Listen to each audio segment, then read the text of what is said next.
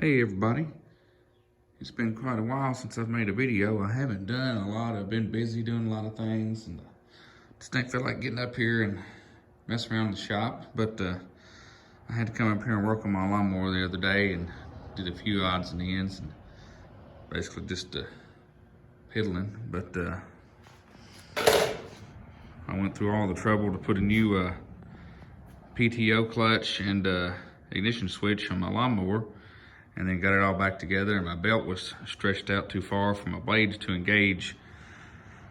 So I went and got another belt for it, and they gave me the wrong size and it wouldn't fit. So I've got to take that belt back and get the right one. But it's almost time to, well, it's past everybody on my street's mowed their yard but me, because I'm waiting to get my mower going, so I'm that guy. But I got curious and pulled the valve cover on this Y block the other day, and this valve train just looks too clean for this engine to smoke as bad as it does.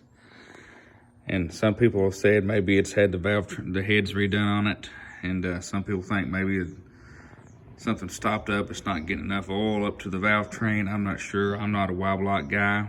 I pulled the plugs and they look pretty wet. So I'm gonna guess oil rings are either bad or sticking. Hopefully they're sticking. I'm gonna try the, I still need to put something down inside the cylinders to see if I can break anything loose in there as far as the rings to get them where they'll seal again. And if not, and then maybe get a closer look at these heads to see if maybe it does need the umbrella valve seals, and that's what's causing all the smoking. And then if that's the case, get those on it, adjust the valves, because some of them have a lot of slack in them, I've noticed, and just wiggling the rockers around. And go ahead and do that, get me some new plugs and wires in it, and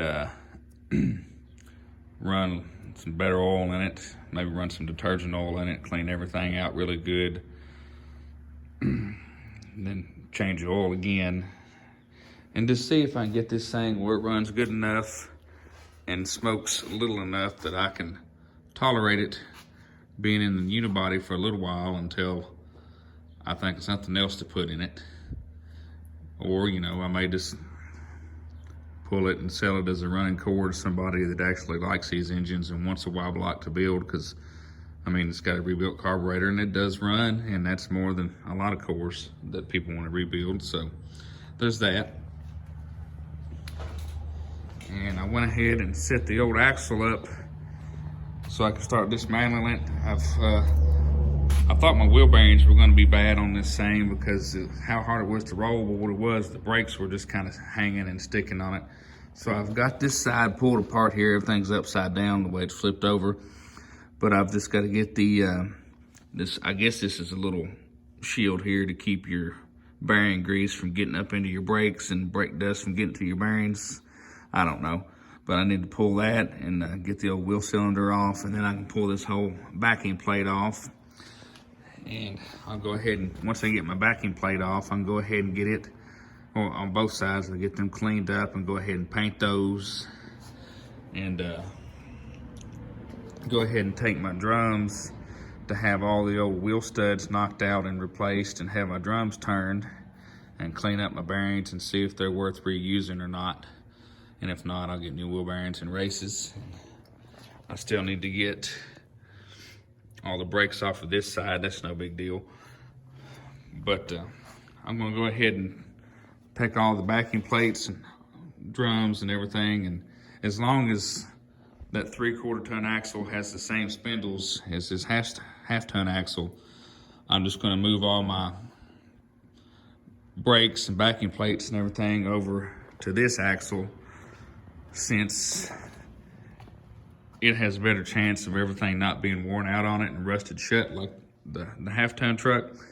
And then I'll just move this axle and leaf springs with my half ton brakes over to the unibody after I take a few leaves out of this to lower the front. And I've got a guy that wants to come down from Illinois, and he has a 1-ton truck, and he wants to convert it from the big 6-lug wheels to 8 lugs. So he's gonna buy all my 8-lug front brakes and the 8-lug rear end.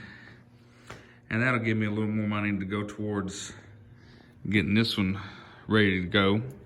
And I'm still, you know, procrastinating on getting all my sheet metal work done. I think before I cut any further, I want to get me a brace from the frame up to the cowl to keep everything from sagging downward after I start cutting more out. That way all my door jambs and everything will still be the same. That's how my mind works, I think, and talk about what I'm going to do for about a year before I actually end up doing it. But anyway, not like there's a deadline on it. But that's just where I'm at now on my projects. Got a few cruises coming up here soon. I'm gonna take the Buick too, so maybe I'll get some footage from those. And until next time, thanks for watching my videos. We'll see y'all later.